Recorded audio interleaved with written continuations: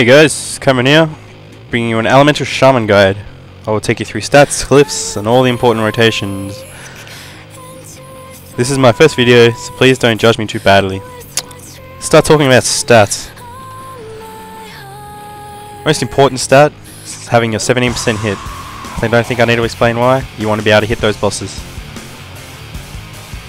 The elemental shaman stat priority goes haste over mastery over crit. Right now, in my mediocre gear, I'm running 2,358 haste, which gives me a 18% extra spell haste speed. For mastery, I've got 8 mastery, which is about a 40% chance to get a mastery proc, which isn't too bad. Crit chance, crit comes pretty naturally for shamans when it comes to your buff, passive buff, which is elemental oath. And just there's usually crit on a lot of gear from Firelands. As you can see from my gear, I have haste on absolutely everything. Haste is very important. My secondary stat is usually mastery. If not, it's crit.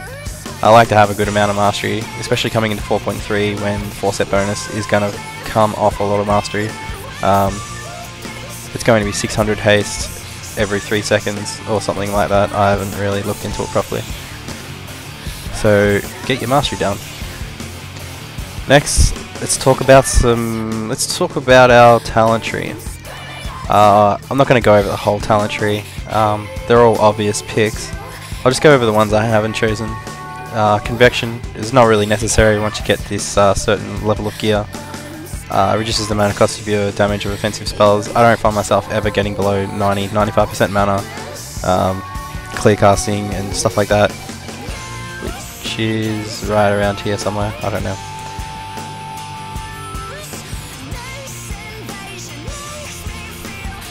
I haven't chosen to spec into Earth's Grasp, obviously, for reasons it is a PvP talent. There's not a lot of mobs that it's actually usable on in the current Firelands raid. Let's just look over enhancement. Elemental weapons is very important. It's a big spell power increase on your flame tongue weapon, which is a nice amount of spell power. Let's just take a look at how much that gives you. 7,600 to 8,700, so that's 1,100 spell power. It's a nice buff. Improved shield is usually pretty much just a filler to get down to the next talent, which is Ancestral Swiftness. Instant Ghost Wolf, which is pretty handy when it comes to some fights in Firelands, like Ragnaros, obviously, Shanox, and just fights easy to move around. Alright, let's look into some glyphs. First glyph I've chosen, Glyph of Lava Burst, for obvious reasons. 10% more damage. It's a pretty nice nuke for Lava Burst. You're going to be using it off cooldown as much as you can. Unleash Lightning. It's very handy to be able to cast Lightning Bolt on the move, and it's definitely the second best glyph to have. Let's go up to the top glyph here. Increases Glyph of Flame Shock, increases duration of your Flame Shock by 50%. A lot of people debate this over the Glyph of Lightning Bolt. The Glyph of Lightning Bolt increases damage up by your Lightning Bolt by 4%. I choose Flame Shock because I think you can get 4% more Lightning Bolts, saving globals pretty much out of Lightning Bolt than what you can, so you don't have to keep replaying. Flame Shock every 18 seconds, you can replay it every 26 or so seconds, which is pretty handy, so you can definitely get more than 4% worth of Lightning Bolts having to not reapply that Flame Shock. Alright, let's go over the dummies. Let's talk about rotation. The most important thing is to keep up your Flame Shock. With your Flame Shock, it's not really for the reason of keeping it up. It's not really for the damage reasons. It's for the 100% crit chance on your Lava Bursts is pretty juicy. It's super important. Lava Burst is your only DPS increase other than Fulmination. Also, if you do have the 4-set bonus, and you have it spec'd, your Lava Surge, your Flame Shock periodic damage ticks a 20% chance to reset the cooldown of your Lava Burst spell. With the 4-set bonus, this makes it instant, so it's pretty handy. You want this up 24/7. Can't stress how important that is. When it comes to your fulminations and your lightning, when you know, fulminations, you want to get, you don't want to earth shock unless you have at least 7 stacks. If you think that because the flame shock and the earth shock do share a cooldown, if you think like, you know, maybe there's 5 seconds left on flame shock, maybe I should, you know, get rid of my fulminate now, don't do it unless you have 7 stacks, because by the time, you know, I have 5 stacks right now, but I can flame shock now, lightning bolt, and then earth shock will be off cooldown by then. So, and plus it's extra damage from obviously more stacks. Popping cooldowns.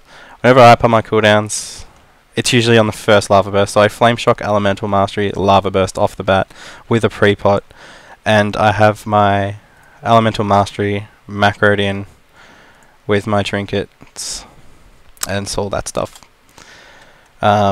We don't use Unleash Elements. Unleash Elements is a DPS loss. It is a PvP talent or something, you know, if you just want to be a lava burst for lols, use it. After I have everything up after the start, I put my fire elemental totem, which is permanent with the 2-step bonus.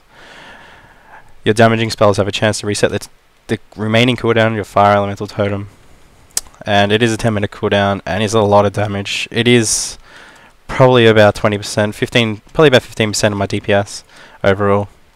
So let's try this out. Let's pump some music and beat the crap out of this dummy.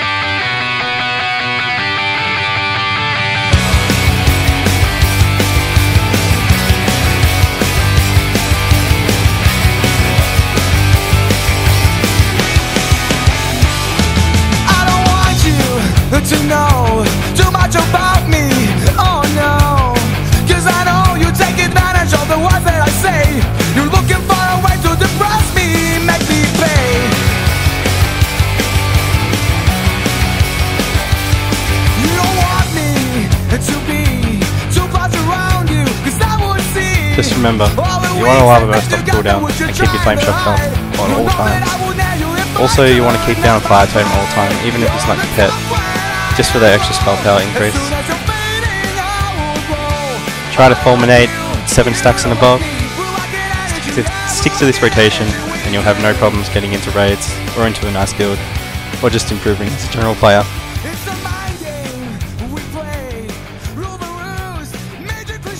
Thanks for watching my guide on Elemental Shaman. I hope to bring out more guides, including the new Dragon Soul raid, and please leave me some feedback. Thank you.